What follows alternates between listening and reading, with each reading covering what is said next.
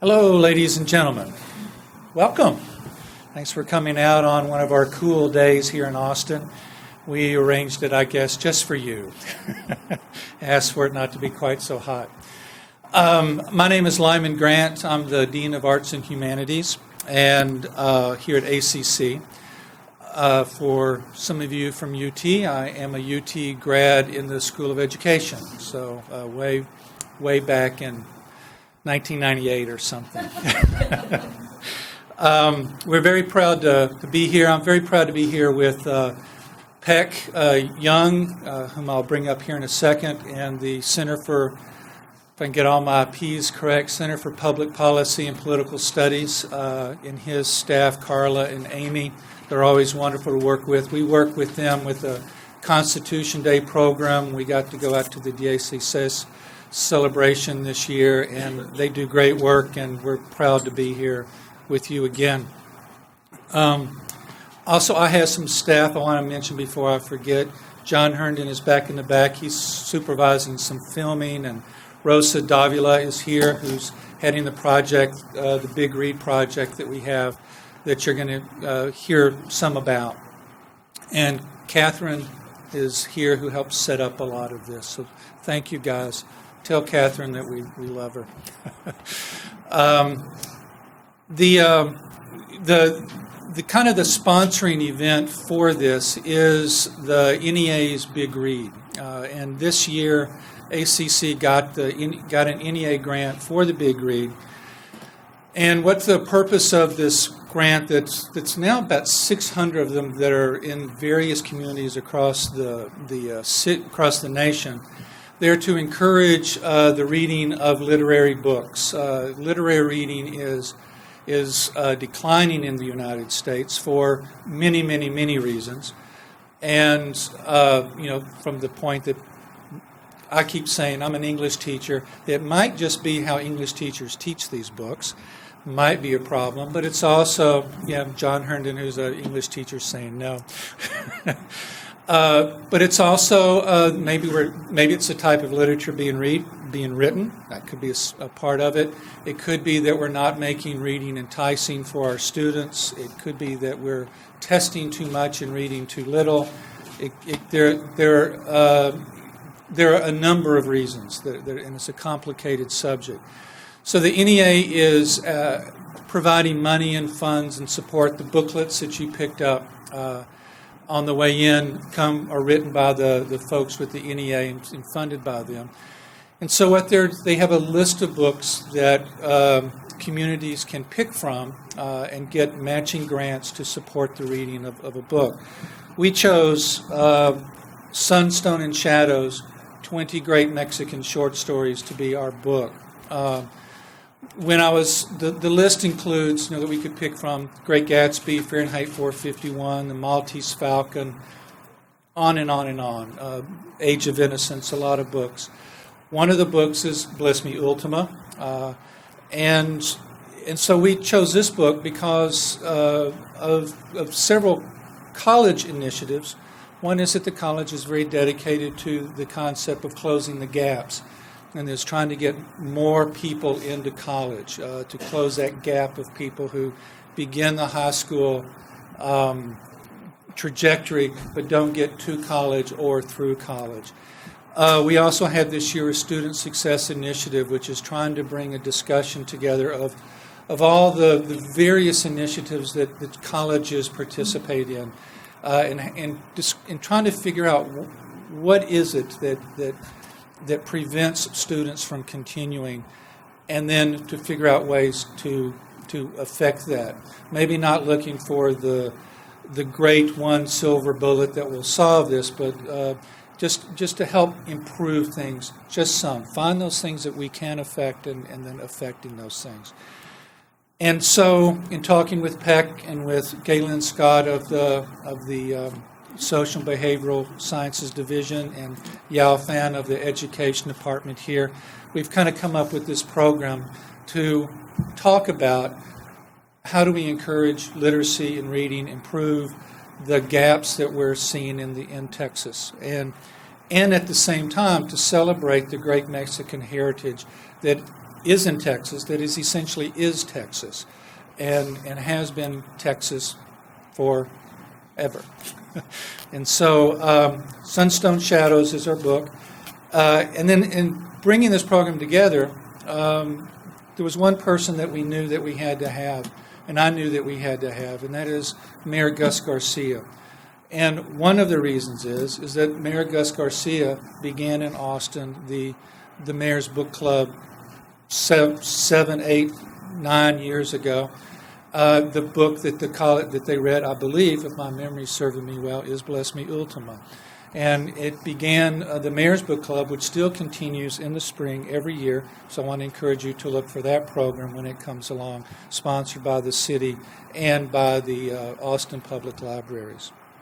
So, again, thank you very much for coming. I'm going to get out of the way so the real program can begin. I'm going to introduce you to Peck Young, the director of the Center for Public Policy and Political Studies.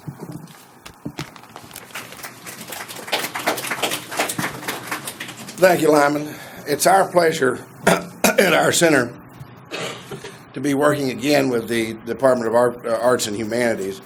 We were especially excited when they asked us to be involved in this program because we think that there is probably no more important issue facing Texas than the issue of education, and specifically training those of you who are going to be educators in dealing with the future students and teaching to the future students of Texas to read. And frankly, as we will discuss in more depth, and I'm not going to try to over-preview what you're going to hear, but the majority of the future students of Texas in the years that you're going to be teaching are going to be Hispanic students. But we'll talk about, you'll have experts that will explain all that to you. My job, besides thanking my own staff and thanking the folks that Lyman has already mentioned from Arts and Humanities who made this possible, is to introduce your first speaker, a good friend of mine, the former mayor of Austin, who was also the first Hispanic member of the Austin Independent School Board, its first Hispanic chair, the co-founder of the Austin Community College, one of the first chairs, not the first, but one of the first chairs of our Board of Trustees here, an Austin City Council member, the first elected Hispanic mayor of the city of Austin, and a man with a lifelong commitment to education and literacy, as Lyman just said, the founder of the Mayor's Book Club, and my good friend, Gus Garcia.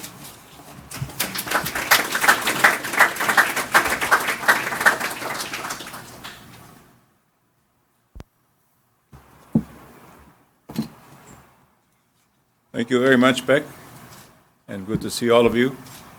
You know, I was never a teacher, but I married one. She wasn't a teacher when I married her, but she went on to the university and got a degree in education and then got a master's.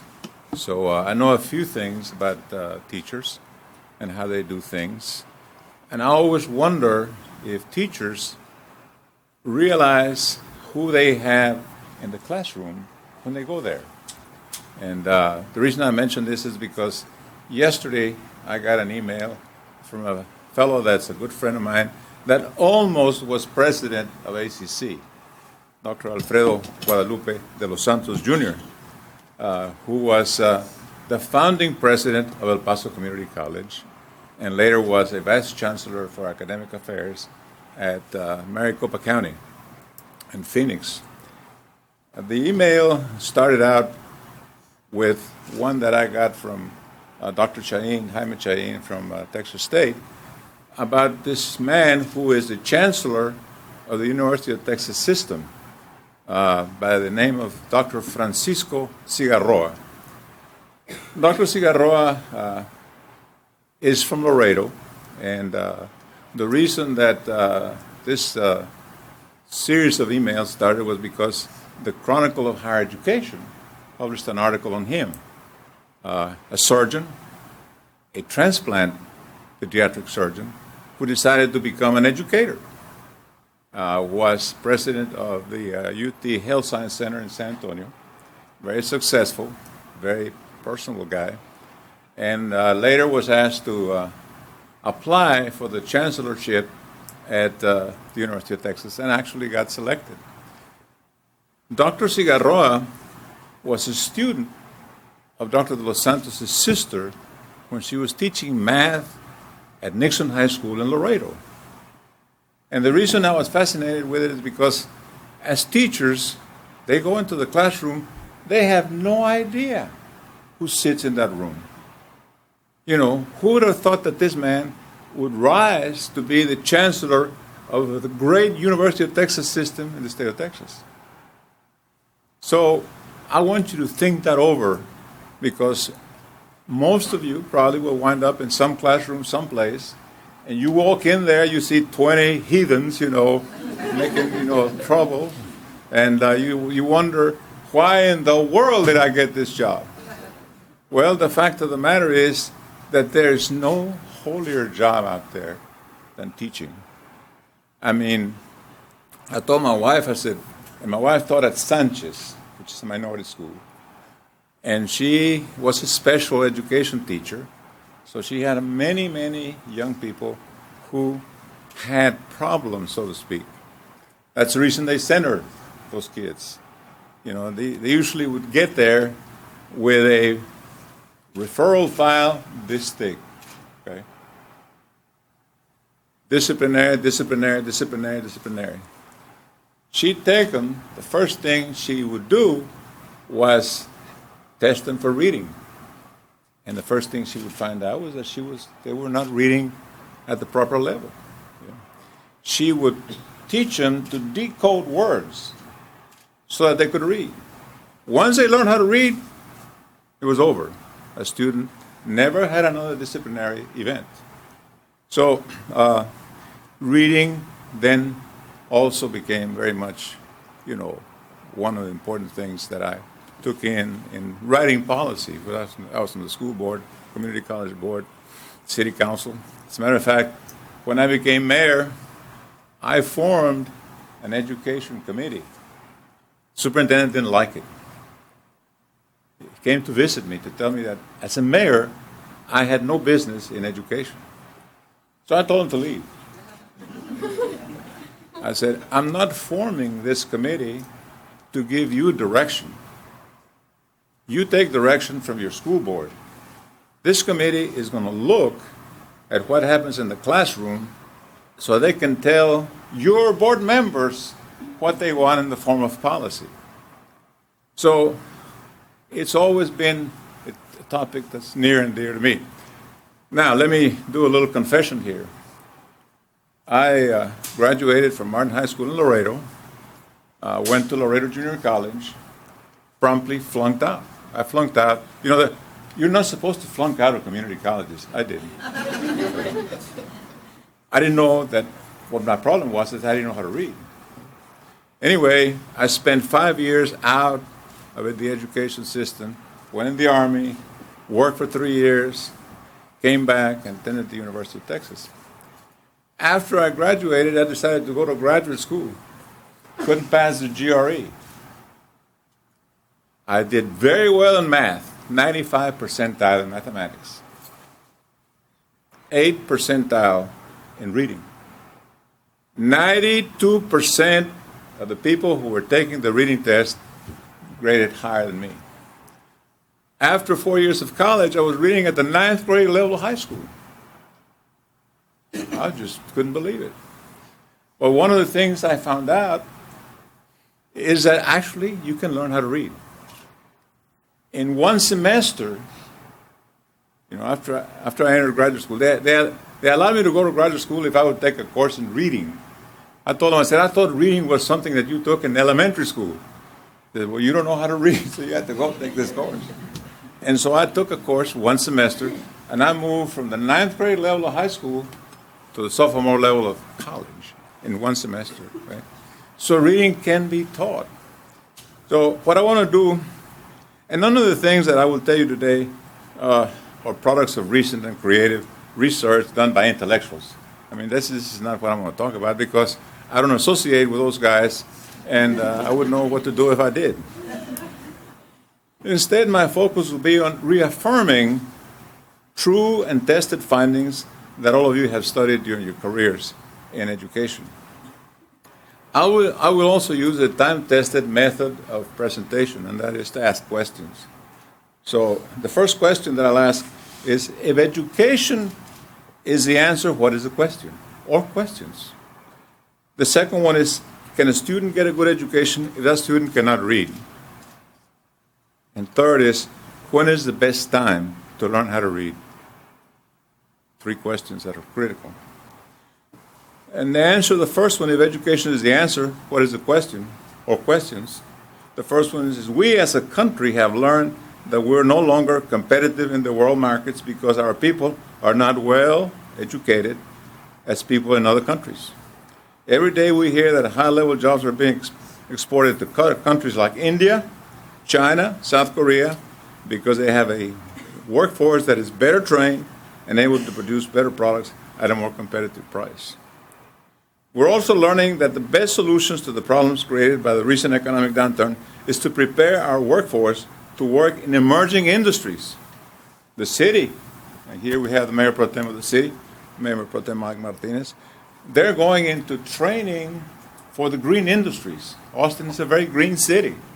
We want to have our workforce ready to work in those fields. So if we're going to have those workers join those industries, we need to prepare them. And reading is one of them. The second question, and incidentally, I told Peck, and he didn't tell you, but I'll tell you. If you have questions as I'm talking, raise your hand. I don't have to just spit out what I have to tell you. I can stop and answer any questions that you all may have. So if you have questions, raise your hand. I'll recognize you. Can a student get a good education if that student cannot read? No. The answer is very simple. No. Okay? A student cannot get a good education if he's not able to read, he or she.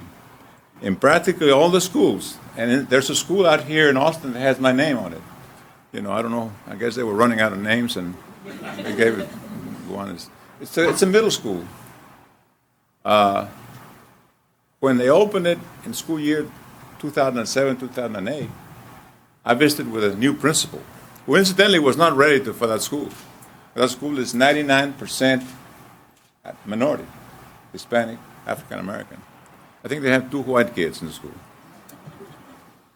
She told me, she says, they're reading at the 3rd and 4th grade level of school. And they're in the 6th, 7th, and 8th grades. No way. So guess what happened after the first year? First of all, that principal lasted 1 semester and was fired. Right? Well, I say fired. School districts don't fire. They just move them into administration, you know.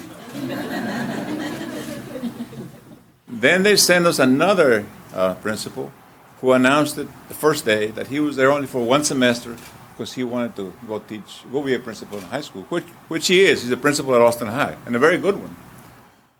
After the first, I asked him, I said, can we finish this year as an acceptable school? There's no way. Kids are not reading. They're not reading at an acceptable level. There's no way that they'll be able to pass the test. So, first year came.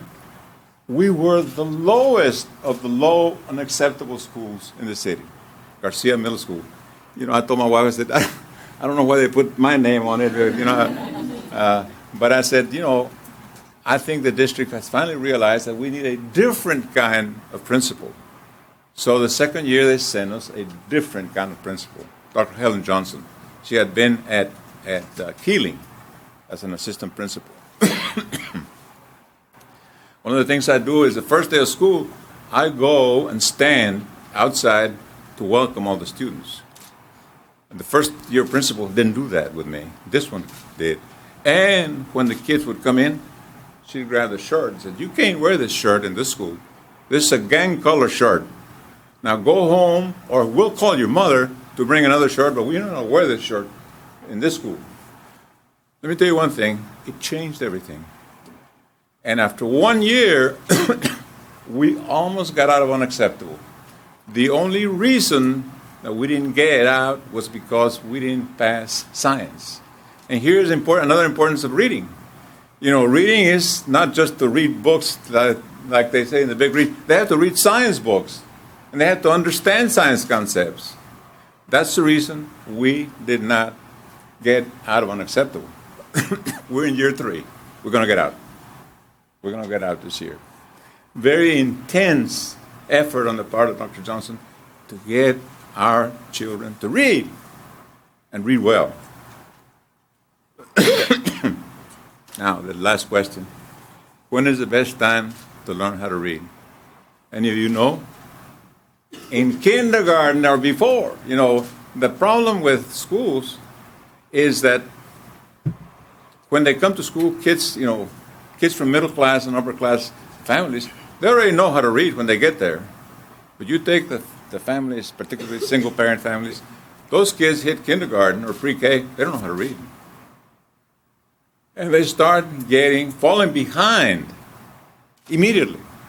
You know, elementary principals and teachers used to tell me that they could tell in the first year in grade 1 or kindergarten who was going to drop out. Okay? They could identify the kids that were going to drop out, and they were usually right, because a high percentage of African Americans and a higher percentage of Hispanics drop out of school before finishing high school. So you learn how to read in the first grade or kindergarten. I learned how to read in kindergarten. The only thing is that I went to a Spanish-speaking kindergarten, Escuelita Mexicana. You know, so when I hit the first grade, they told me that I had to speak English. Well, I didn't know how to. I don't even know how to.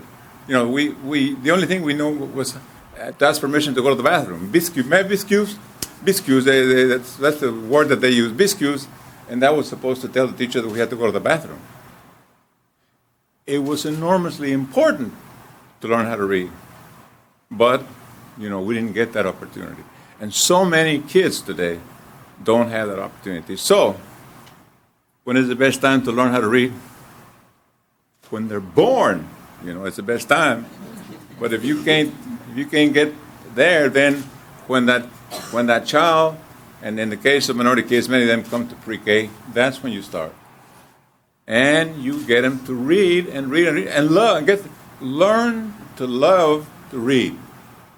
It's not just learning to read, they have to learn to love it. Okay? I hated it because I didn't know how to read. And consequently, like I told you, I flunked out of community college. So it's an acquired skill.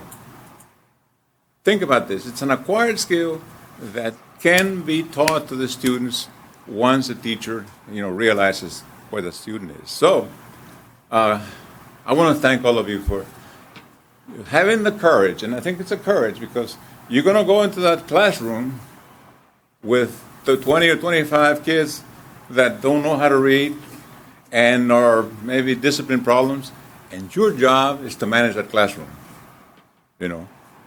And those of you that are going to teach in the higher grades, the ones that went to teach at Garcia, they could not handle all those kids that were discipline problems because they used the F word to address the teacher, okay? And those white girls from Highland Park in Dallas and West Austin that graduated from the University of Texas went there, poof! I mean, it was like throwing them into Barton Springs in the middle of the summer. I mean, they didn't know what to do, and a lot of them left. The reason we didn't pass the science test was because the science teacher, who incidentally was a master science teacher, was absent 68 times. 68 times, okay? You know why? She'd get up in the morning, she felt sick. Why did she feel sick? Because she had to go to that classroom and face, 20 or 30 heathens, and she wasn't about to take it on. Anyway, thank you so much for taking on the career of teaching. Whether you spend 1 year or 5 years or your life teaching, you'll do a great service for our people, and that's enormously important.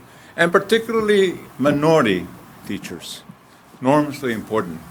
Let me close by saying that when I went to the Austin Independent School District, I don't know whether you were Your parents, I think, were thinking about having you, you know? It was 1972, and I went there basically to address the issues of Mexican Americans. We had 40 Mexican American teachers in the Austin Independent School District. 40. The others didn't know how to address the needs of these kids. They had a lot of problems here. Today, I think they have, how many do they have, Mike? About 1,200? Hispanic teachers? Yeah, more or less. So all of you, when you get through all you Hispanic teachers and African American teachers, you have jobs with the Austin Independent School District. You know why? Because they need you. We need you, okay? And we thank you for taking on this responsibility. Thank you very much. And I'll be glad to answer any questions.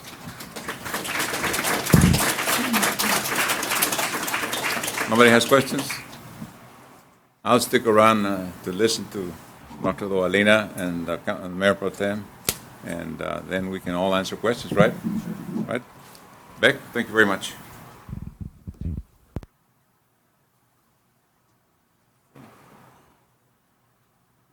A bottle of water.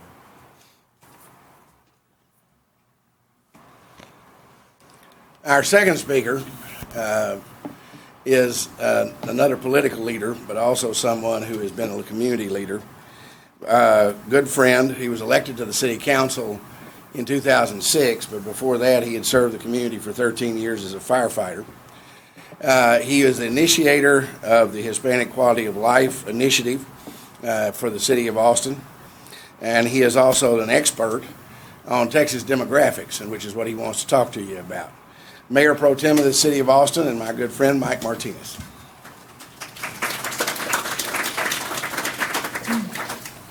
Thank you very much, Peck. I am not an expert at anything, but we do have some experts that work at the city that can help me. Before I get into talking about demographics, it's a hard act to follow Mayor Gus Garcia, but it's an honor to follow him.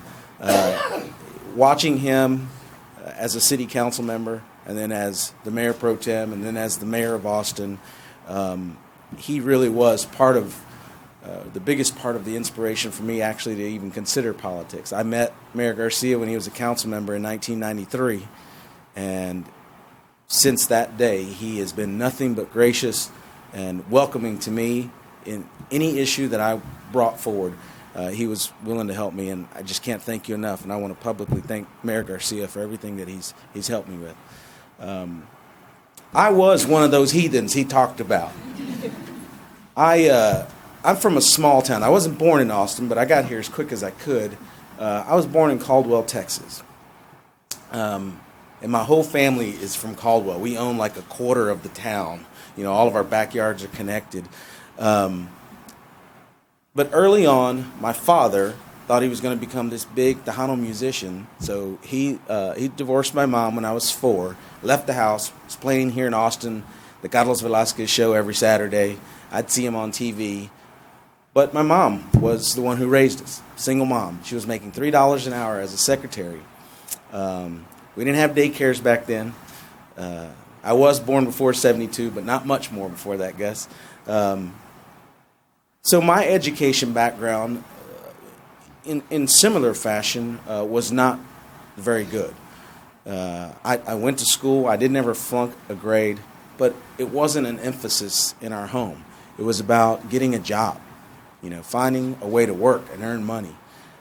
Now, my grandfather emphasized education, and they all stressed it to us growing up. But we were very poor. We didn't have a whole lot. I graduated high school at 17. Something clicked at the end of high school. My junior and senior year, I became a straight A student, and I took advanced courses to get college credits. I just knew that there was no way out of this cycle. My mom had remarried. My stepfather was an alcoholic. He's in and out of jobs. It was a rough time growing up. And something clicked at about the age of 15 that I knew that there was only one way for me to get out, and that was to finish school and to go on and further my education. And that really was the catapult for me getting out of that cycle, that vicious cycle. So I came to Austin as quick as I could. I actually enrolled at ACC and the University of Texas. I had an uncle who lived here who was a firefighter. So I got into, I learned about the fire department. So I became a certified medic through Austin Community College and a certified firefighter. And that's when I got into the Austin Fire Department, and that launched my career into politics. I was elected president of the Austin Firefighters Association. Everything that governs firefighting in the state of Texas is decided upon by an elected official, not a firefighter. So I had to become extremely political in the legislative process, in local government, county government, so that me as their advocate, I could accomplish the things that they wanted me to do. So here I am today. I quit the fire service to run for city council. Never thought I'd do that. But it's the greatest decision I've ever made. This is a tremendous opportunity for me, and it's an honor to be here and to be following in someone's footsteps. I have huge shoes to fill.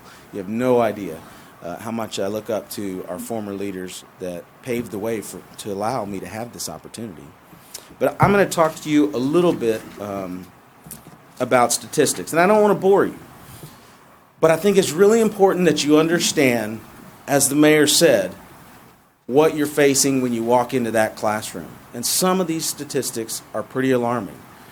And for me, as the mayor pro tem, I use this information and I keep it near and dear to me so that when I make decisions on a daily basis, I understand the effects and ramifications of those policy decisions.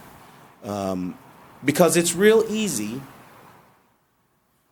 to take a position of, and I'll give you the example of the day, being the greenest utility in the entire country, Austin Energy. We own it. You own it as citizens. We are the greenest municipally owned utility in the entire country. What does that mean? Well, it means that we get about 12% of our electricity from renewable sources. It's a good thing. Who's not for that? Well, now we're talking about moving to 35% of renewable energy as part of our generation plan. Well, guess what, folks? I'm not for that. And here's why. It's not because I'm not green.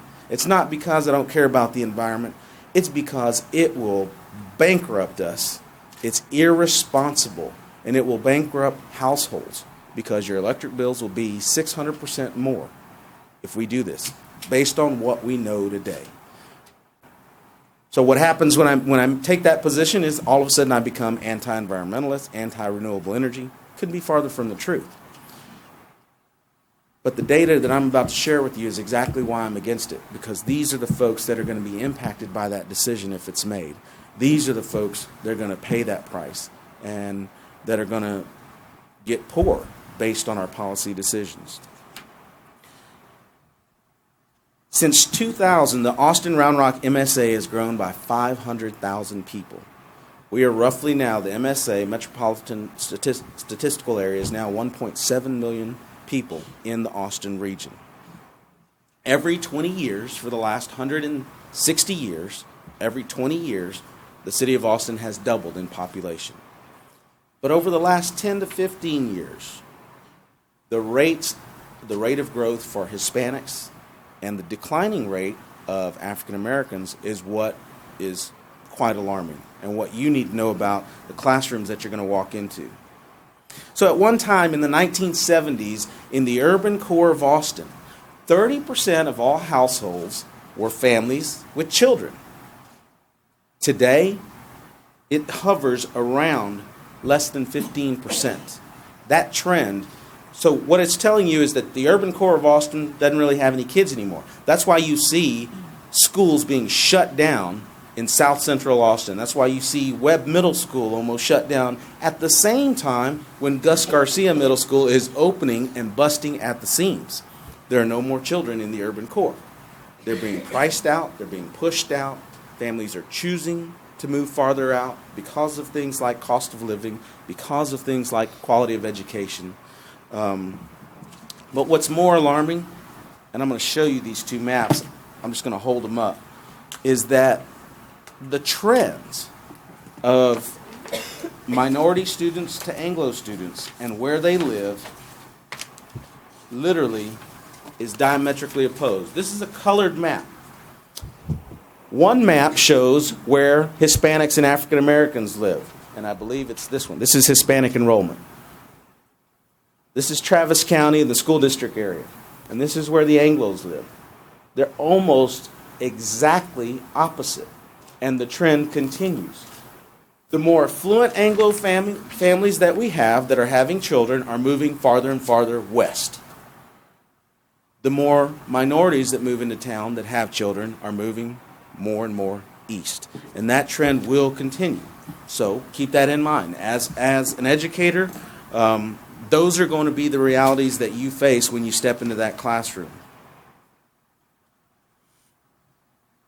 So as the Hispanic population has grown, we've seen, though, that in certain parts of the urban core, there's actually been an explosion of growth. The examples that I'll share with you are Dove Springs in southeast Austin. In 1990, there were 45% Hispanics who lived in that neighborhood. Today, it's over 80% Hispanic, 10 years later. That's from 2000, 10 years later. In St. George, which was traditionally African American, between 1990 and 2000, the Hispanic population went from 35% to 70%. Again, an alarming growth rate. We're talking about doubling almost in less than one decade.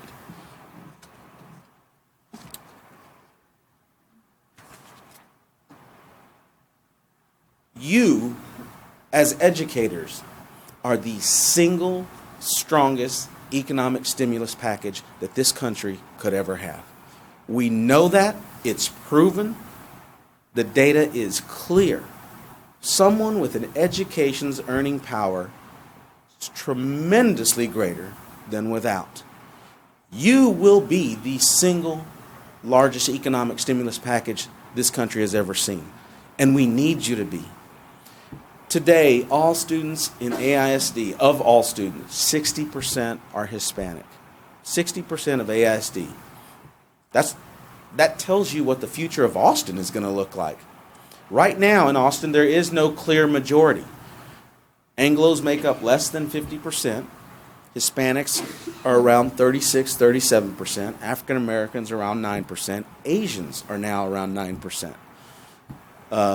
Again, we are a very diverse city, but we are going to be facing some struggles moving forward because the growth rate of Hispanics isn't Tejanos. It is not Texan Hispanics. It's immigrants who mostly don't speak English, whose parents aren't educated, who don't have access to health care. Our teachers today worry about feeding their students the first thing in the morning rather than teaching them how to read. You can't have a quality education if your teacher is more focused on raising a student as a child, than educating them. And that's not your fault, and it's not going to be your fault, but it is going to be what you face in certain areas of our community, because I hear it all the time from our teachers. It's up to us to engage our parents. It's up to us to make sure that our parents understand the important role of keeping their kids in school, keeping their kids healthy, making sure that their homework is done so that they can read and write. But it's not always the case. You know, there are some very, very difficult students out there, but we have to deal with them. And they're not just Hispanics. They run the gamut. This is not just a Latino issue. It's a student issue. And you'll face it as an educator. I can't thank you enough for contemplating taking on this as a career path. You are the single most important profession to the future of the United States. You really are. And I see that. And I see that so much more now in this position as a council member. Because if there's one group I could look to that has the most significant impact on our community, it's our teachers. It truly is. Whether you're teaching at the elementary, junior high, high school, college level, you are creating the society of the future. So, if you look at these trends, the growing population in Austin, the booming Hispanic population, the booming Asian population, the declining African American population, affluent Anglos moving out of the city, overwhelming Hispanic majority moving in, you can see what the future of Austin holds. But yet we still have an alarming trend of dropout rates for Hispanics. When you look at the amount of Hispanics and African Americans that don't complete high school, we really haven't made significant strides. We've done better, but we're not doing well enough compared to the Anglo student population, who graduates from high school at a much higher rate. The status rate for the Anglo youth is about 5% dropout. For Hispanic students, it's 21.4%. I mean, this is the same school system, supposedly the same curriculum. Why is there such a disparate impact on Anglos and African Americans? We still must continue the struggle of trying to figure that out. And I think in some instances we can identify areas that can be focused on to have an impact. But overall, the numbers haven't changed for quite some time. And you're going to be faced with trying to help us change those numbers. So I think for me, the reason I wanted to come today to talk to you guys is, as the mayor pro tem, I get to do a lot of good ceremonies. I get to talk to a lot of good groups, and it's fun, and I enjoy that part of it. But this is the most important part of being an elected official. Talking to the folks who truly are going to make an impact on the community that we all love, that we all plan on being here for a long time. The career path that you're choosing is truly admirable, more so than things, and this is my opinion, and I can say this because I was one of them, more so than firefighting, more so than police officers. You put yourself as the first truly influential image to many of these students today. And you have the opportunity to turn one of those little heathens into the next mayor pro tem of the city of Austin or any other city. So I thank you all for your choice. I thank you for being here, and I thank you for having me here today.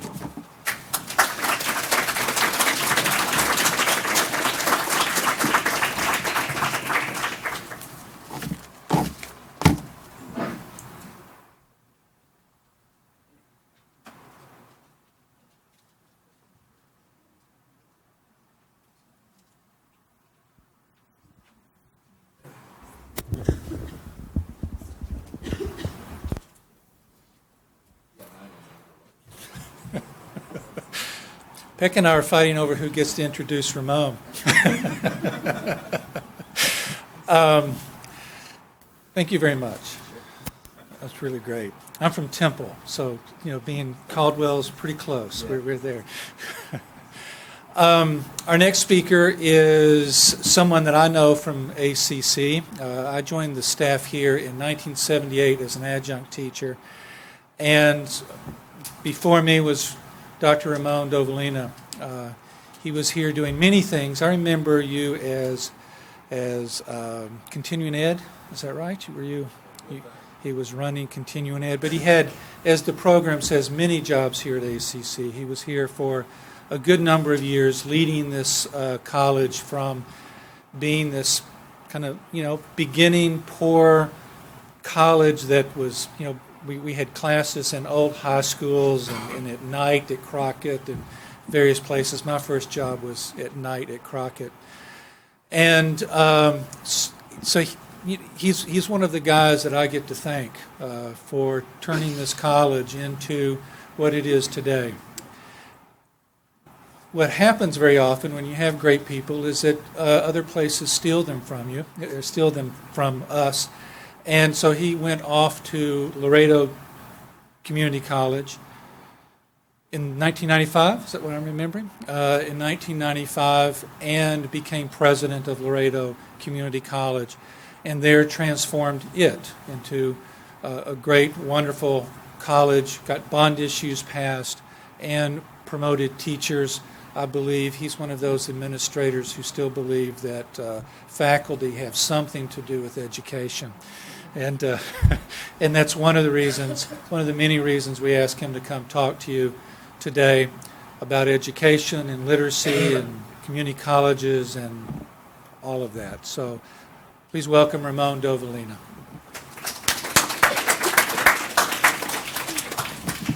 Thank you, Lyman.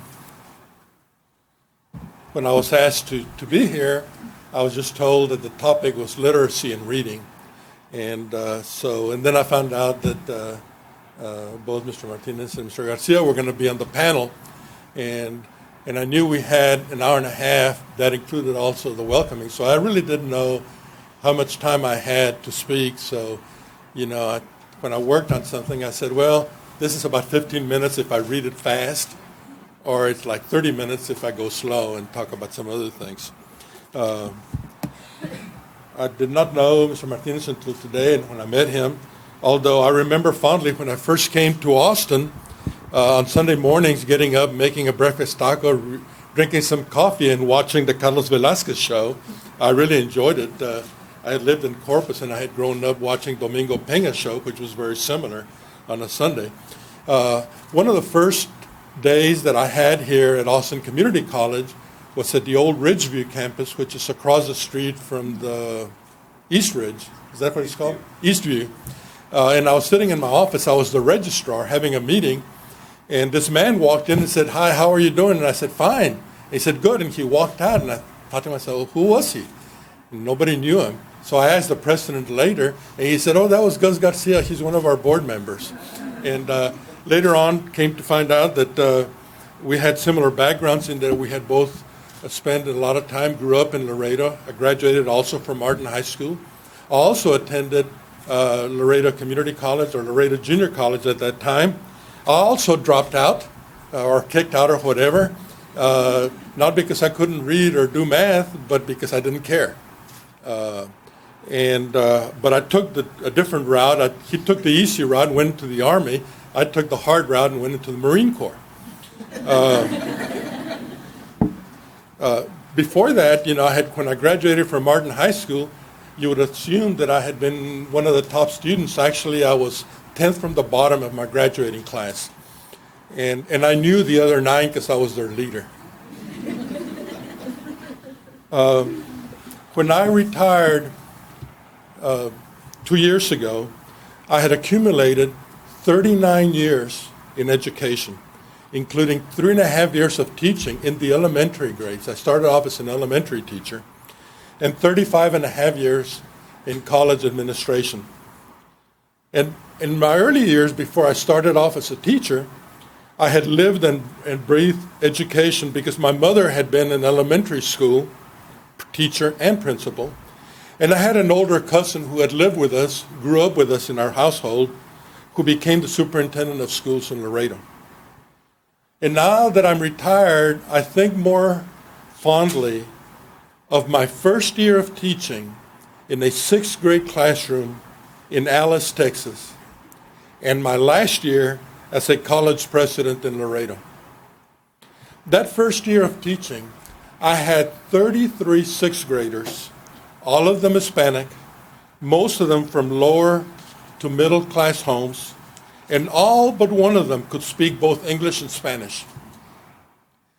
And they could read and write English at or above the grade level. The one exception was a young boy who had just moved in from Mexico, had been there in Alice for about 1 year, and he carried around with him a dictionary. And every time he ran across a word in English that he did not understand, he looked it up on his own and learned the right word. He learned what it was. The last year that I was a college president, I visited with my closest friend, who's also a first cousin, and was a senior class geography teacher at Martin High School. And he told me he had a class where none of his students understood English. He would explain something simple in English, and the students would respond, "Díganos en español, sir." Oye, maestro, ¿qué dijo? No te entiendo. I don't understand. Tell us in Spanish. What happened between 1968 and 2007? Obviously, we have had a major shift in the origins of our Hispanic population and their ability to function in the English language. There has been a significant increase, as Mr. Martinez indicated, in the numbers and percentage of students who enter our schools from Mexico without knowledge of the English language.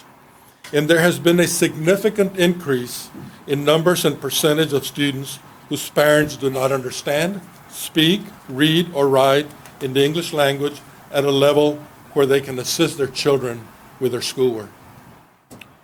Now, before I go on and get into some political incorrectness and someone's hair bristles, my concern with literacy here is with students who are not literate enough in the English language to succeed in life in either the classroom or in college or in mainstream America. And I fully understand that there can be someone who is fully literate only in Spanish or in another language, and that's their child can be in school in the United States. And while I'm defining my words, I'm going to get into bilingual education and dual language instruction. I define bilingual education as the use of another language to teach the subject matter. And dual language instruction, I define as teaching the two languages. It's a little different. In one, you teach in Spanish and English, and the other one, you're teaching Spanish and English. A third system, like we did in Alice, Texas, in 1968, we can refer to as English immersion. And let me prove my point here on the declining abilities of our students to succeed in English. And these figures come from two sources, which you can easily find in the internet. Just look up the 2000 U.S. Census, look up for language abilities, and you'll see all the figures.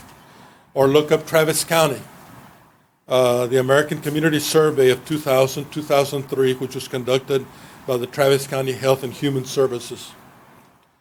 The U.S. Census says that the ability to communicate with government and private service providers, schools, businesses, emergency personnel, and many other people in the United States depends greatly on the ability to speak English.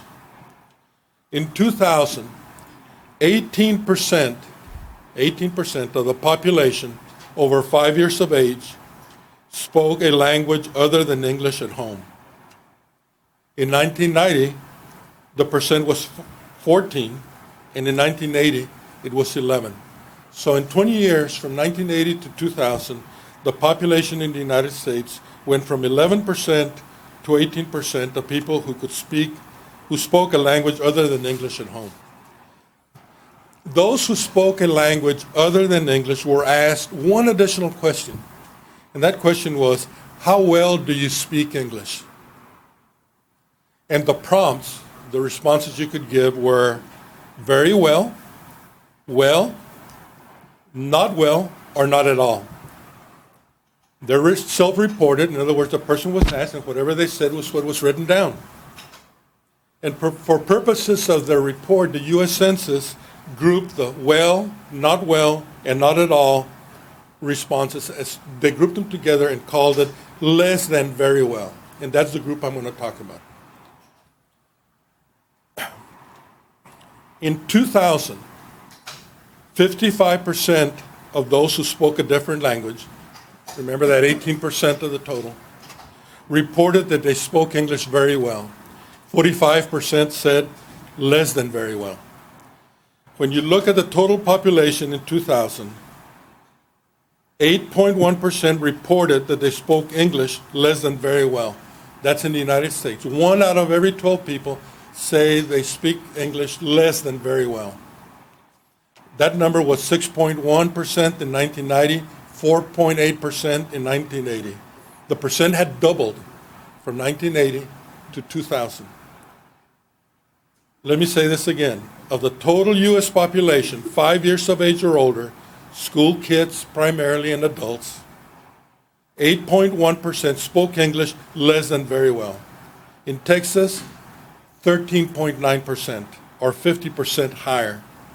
There are 2,669,603 people reported in Texas that could not speak English very well. 2.6 million, almost 2.7 million people in Texas. Let me talk a little bit about Laredo. I spent a lot of time in Laredo, obviously. I grew up there, stayed there until I was 18 when I went into the Marines. I went back in 95, spent another 12 years as a college president. The percent of people in Laredo who did not speak English very well, 43.6%, or 69,071 people. But Laredo is very unique in that some 91%, almost 92% of the population speaks a language other than English at home. You don't need to speak English in Laredo, as the census says, to communicate with government or private service providers or schools or businesses or emergency personnel. Now in Travis County, there's a more detailed finding because they did a separate study between 2000 and 2003. This was reported by the county. Between 2000 and 2003, the number of Travis County residents who reported speaking a language other than English at home increased by 21% in 3 years. The number of residents who speak English less than very well in Travis County increased in those 3 years by 71%. From an estimated 69,860 in 2000 to 119,138 by 2003. Although less is a percentage of the total population, by 2000, Travis County has more people who do not speak English very well than Laredo does. Now they're more spread out, and there's a larger general population, but there are just as many people, in fact a little bit more people here in Travis County that do not speak English very well. And Austin and Travis County does not have the benefit of a predominantly Spanish-speaking population in government, schools, or emergency providers to deal with that non-English speaking population. Now, what happens in our schools? Now, some of you may follow the current thought by many that the answer lies with immigration law reform. It's great when you retire and you can say whatever you want and you don't stand a chance of losing your job anymore. And then you get to my age and people say, well, he's getting dementia or Alzheimer's or something. You can say whatever you want, especially with a PhD. You're like philosophizing or whatever. So I'm going to get into immigration law for just a second. Some of you may feel that the problem lies with immigration. And if the immigration laws were enforced, we wouldn't have this problem in our schools. By God, then we'd just be teaching our American kids. That question perhaps should be left to the lawyers and the politicians and our citizenry when they vote. For our purpose, let us separate our personal beliefs about immigration reform from our obligation to teach the students that come into our classroom. Otherwise, we'll get bogged down with all the immigration questions. And even for those of us who are Mexican Americans and have a tie, and my mother was an immigrant, she came in during the Revolution. I grew up in the border, and most of my friends, and my son used to date a girl that was from Mexico. I dated women from Mexico. But there are so many questions that you can get bogged down with as an educator if you get into the immigration problem. As an example, and I just want to share this with you. If there's a child that's an American citizen, born in the United States, but they live in Nuevo Laredo, should that child be able to come to Laredo and go to a public school? How many of you think they should be?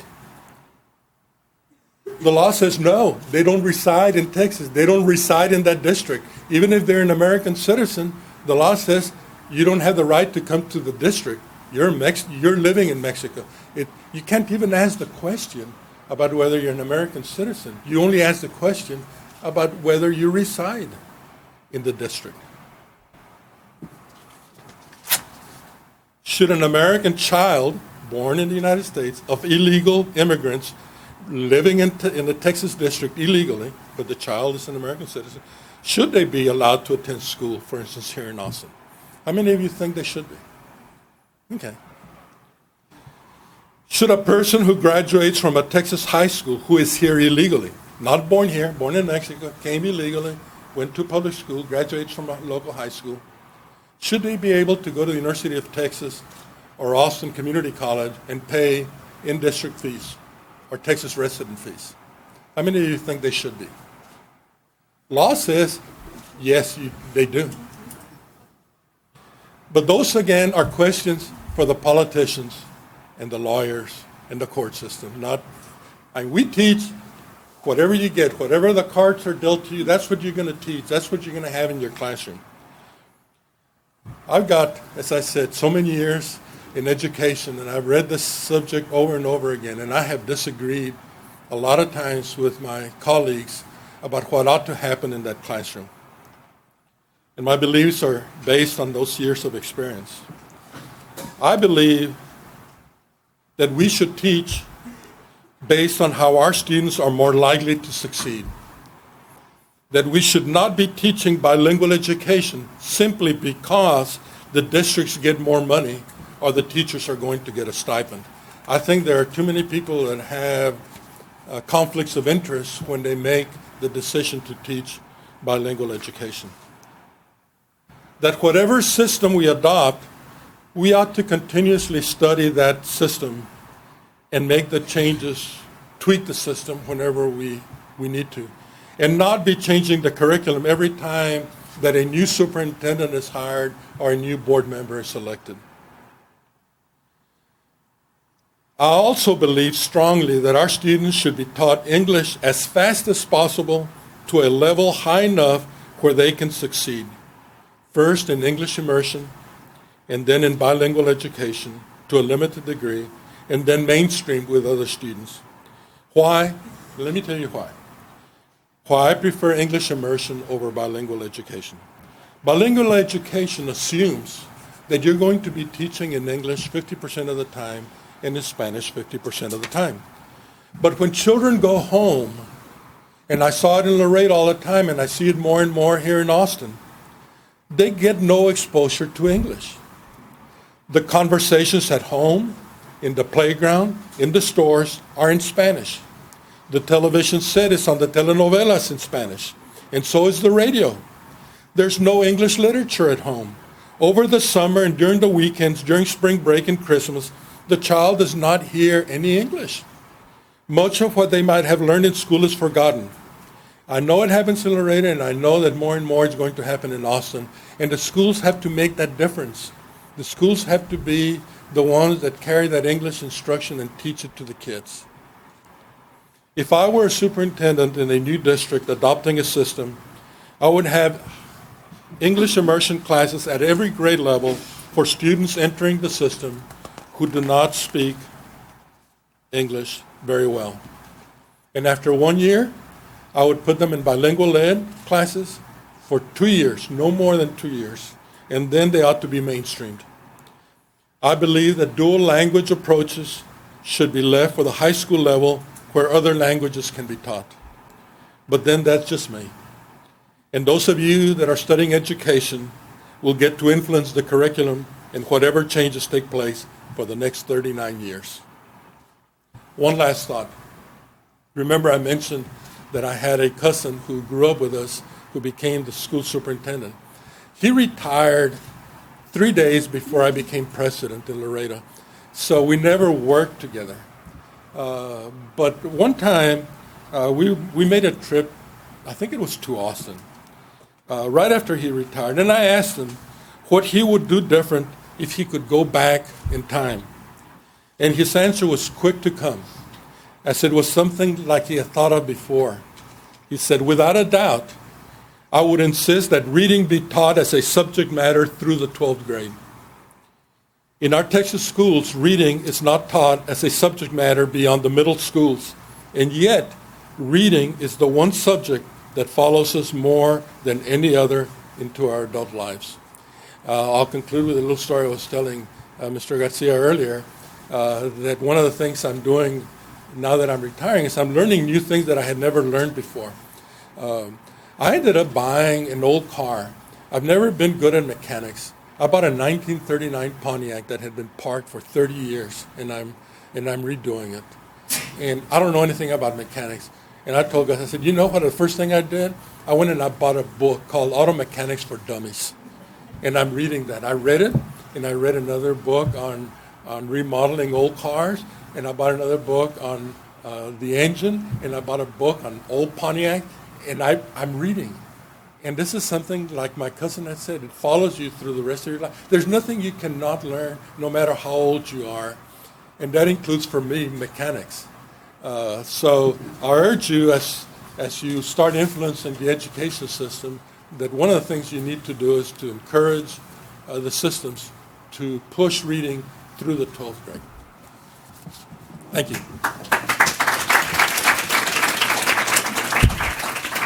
Did y'all want to come up for any questions? We Don't got have any questions, 15 minutes. comments, anybody? To encourage you to ask questions, we have some big read goodies. We have a book, My Life as a Wave, is a children's book. My Life with the Wave is a short story by Octavio Paz. We have books, the books, and just on the shelf. We have a CD with folks reading a couple of the stories. So ask questions. I saw one already over here.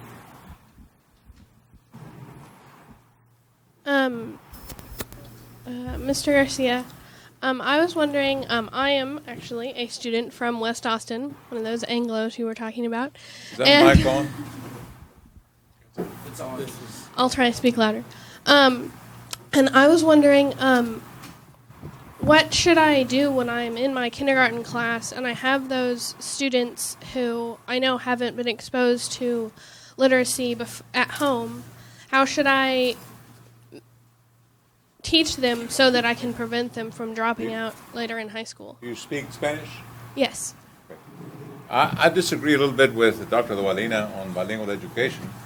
I consider bilingual education to be a tool for teachers.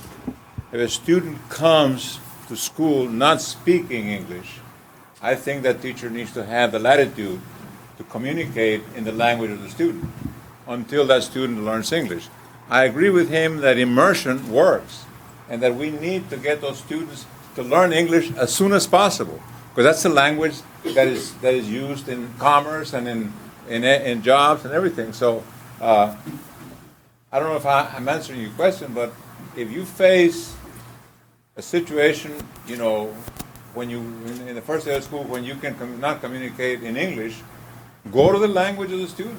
Now, here in Austin, we also have some students that speak some Asian languages, and I don't know exactly what the district is doing in that particular area, but it's a big challenge. And like all of us have said, we appreciate the fact that you have taken on the responsibility of being teachers, and it is a sacred responsibility. Believe me, it is very much so. Now I'm going to let Dr. Duvalina and Mayor Pro Tem answer the question. Well, the only suggestion I would make is to understand what level of proficiency they are. Without knowing what your baseline is, you may be starting at a point where they can't comprehend you. So I think just evaluating your class early on and really determining what level of proficiency your students are is going to help you get them to the point that they need to be, through the school year. Let me add one other thing, too, that diversity is very important, and diversity works both ways. It's very important for Anglo children, for instance, to be exposed to the culture of Spanish and the black culture, et cetera, and to have teachers that are different than they are. I think Anglo kids also need to be exposed the other way, too. One of the things that I had to do in Laredo, because the population is 96%, 95% Hispanic, I ended up having to find Anglo teachers to come to expose our kids to the Anglo culture and to be able to get along with or Americanize. understand, because otherwise they're lost when they come to the University of Texas or A&M, and many of our students go to the finer universities when they graduate. We have a very high success rate. We're very proud. Gus Garcia was one of our golden alumni, and our 50th anniversary was recognized. Even though I flunked out of the original. That's right. I flunked out too, remember. But I think it's very important that those kids also have Anglo teachers. Okay, thank you very much.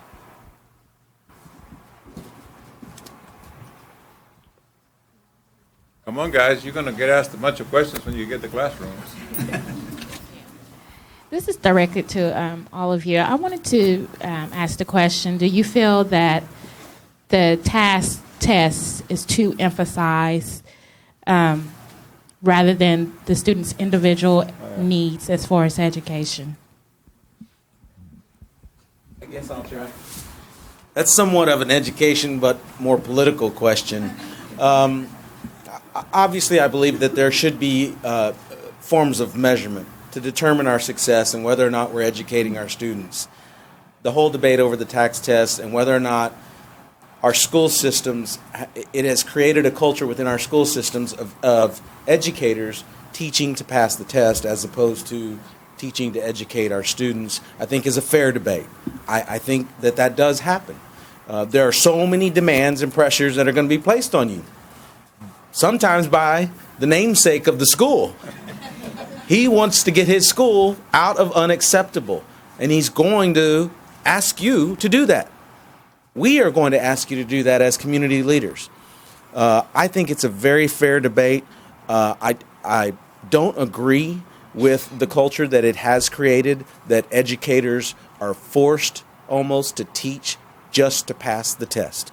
I think we should be teaching to educate and to create productive citizens, not to get past this one little checkpoint in your careers so that you can go on to the next. That's my personal political feelings about it. I remember vividly in the 3rd grade at St. Peter's Catholic School in Laredo taking the California Achievement Test in reading. So tests have been around for a long time. I'm a strong believer that we test what we teach and not teach what we test. Okay, questions? Mike.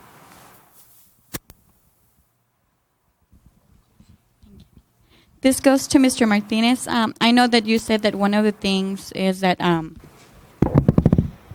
it's up to us, like, to try to engage parents. What are some things that you would recommend for us to?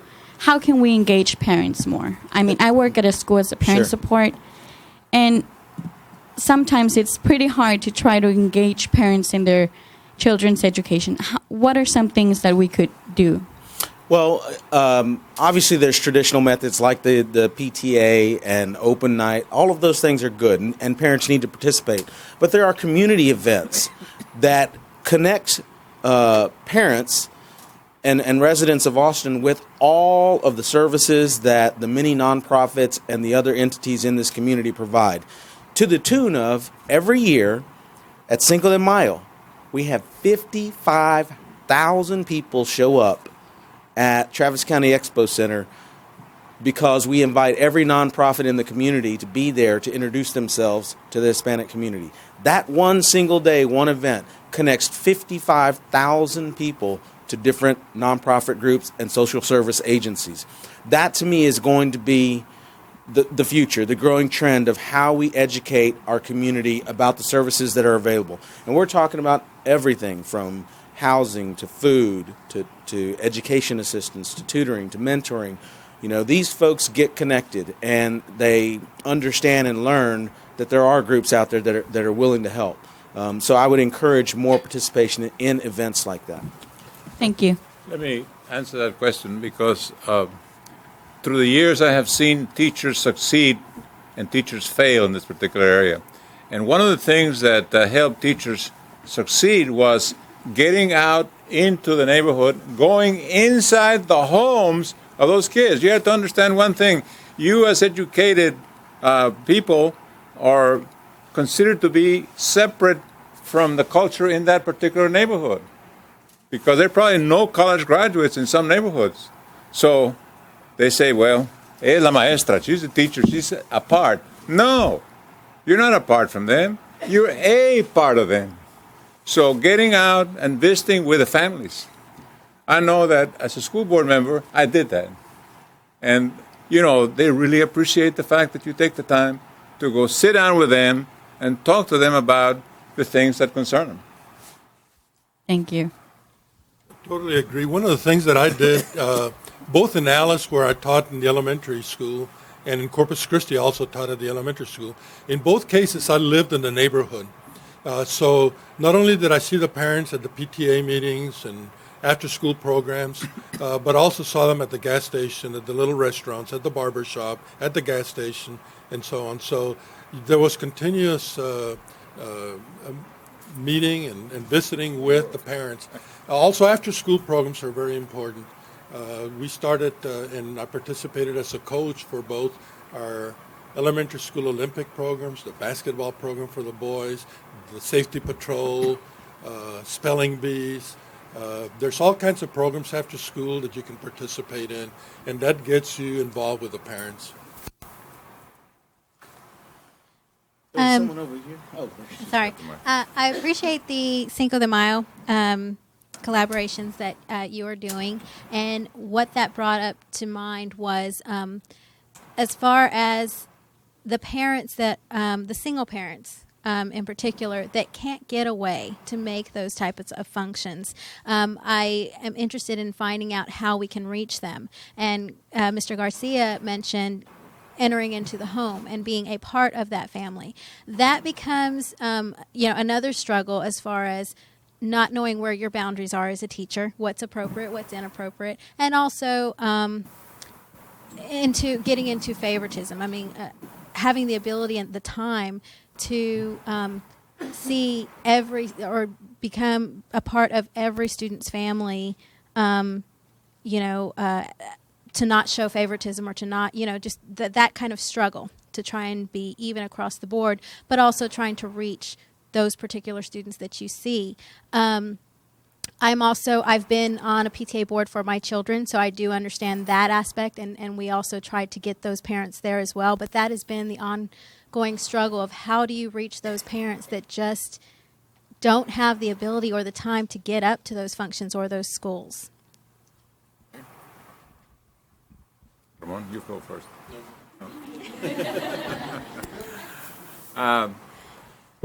I don't know. I think the best way to do it is to listen carefully. And when I say listen carefully, it's not just hearing, but listening carefully to what the parents are saying. From my perspective, I didn't consider a single parent any different than a parent. A parent is a parent. You need to hear and then listen what it is that they're telling you about the issues that are important to them. And you're probably the most trusted of all the professionals because you have their wonderful gift that they had. That little child, that's theirs. And you mess around with their minds all day long. They want to know what it is that you're doing. So, communicate with them, welcoming them into the classroom. And invite people, Yesterday I was at Pickle talking to 25 parents. It's amazing. They really appreciate the fact that we go out and tell them how much we care about the gifts that they send us in the form of their children. Let me answer something.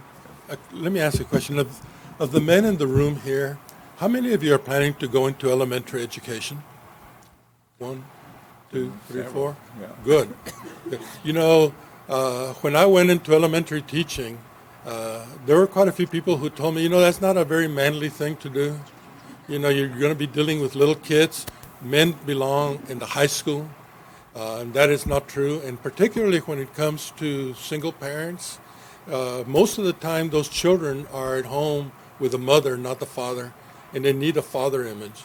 Now, you're not the father, you're the teacher, but you are a male figure, and that is very, very important.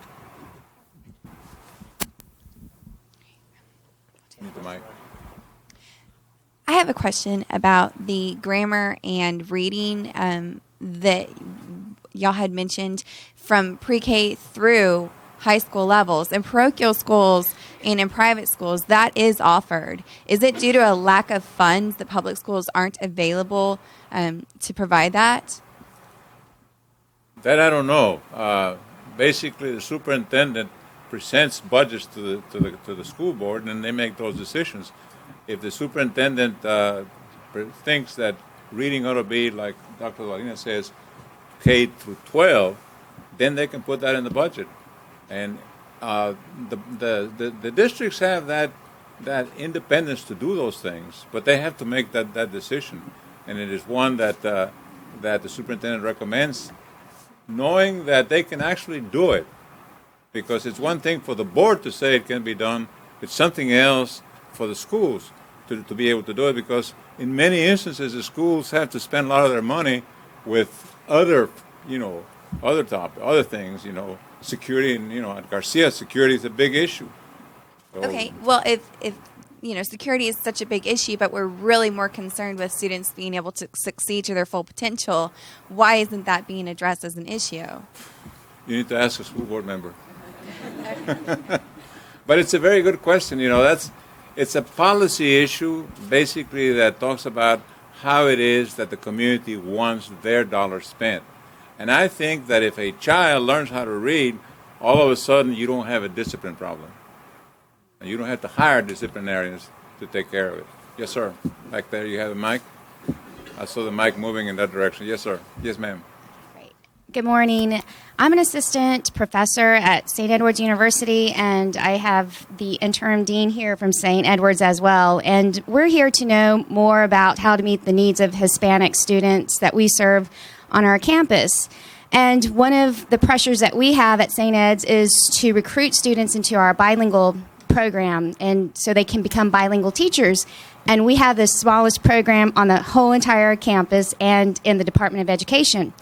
And I feel that there is a lot of political pressure coming from outside of education, and that with some new testing requirements, it's making it more difficult for our bilingual teachers to become certified.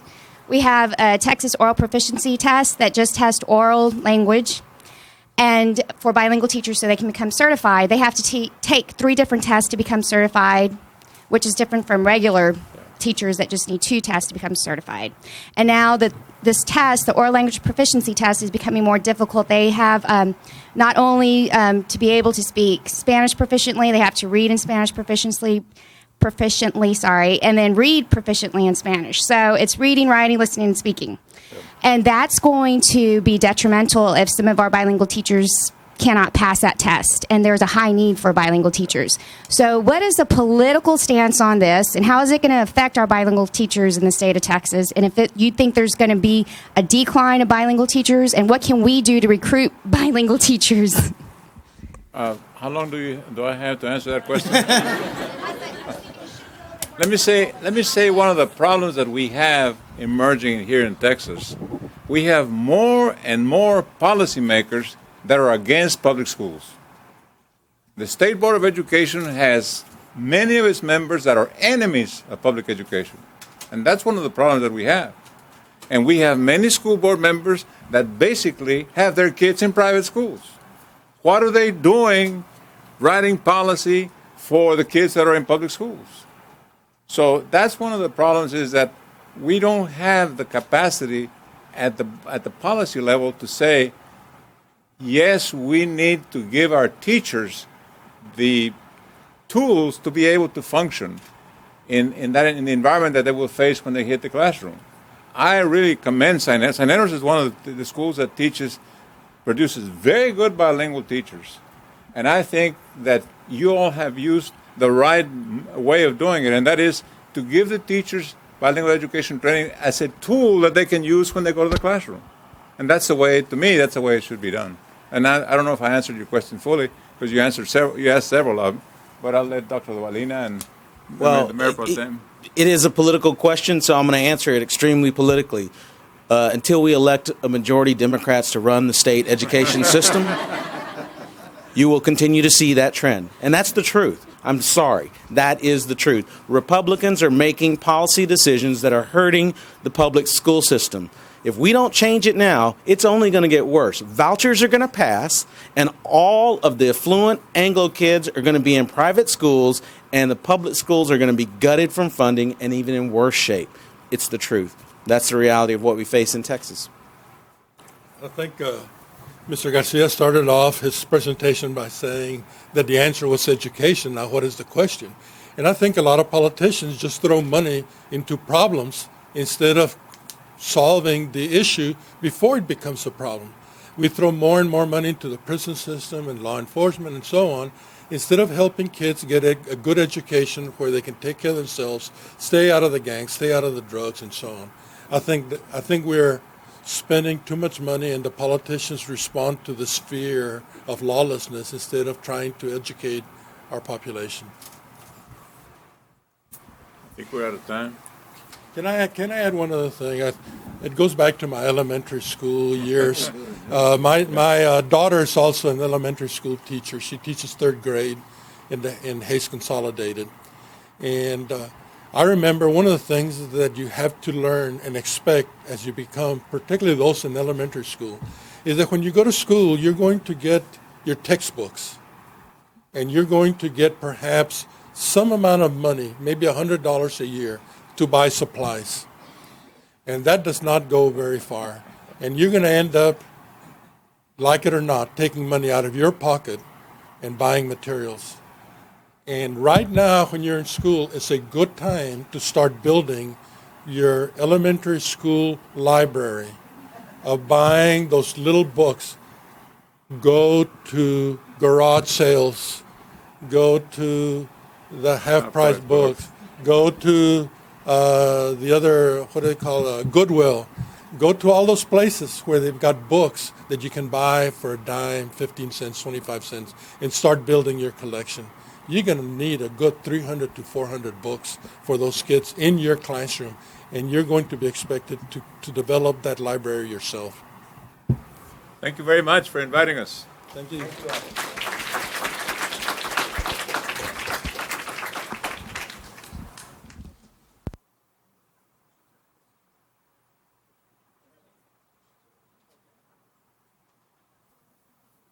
We are going to have lunch now. The restroom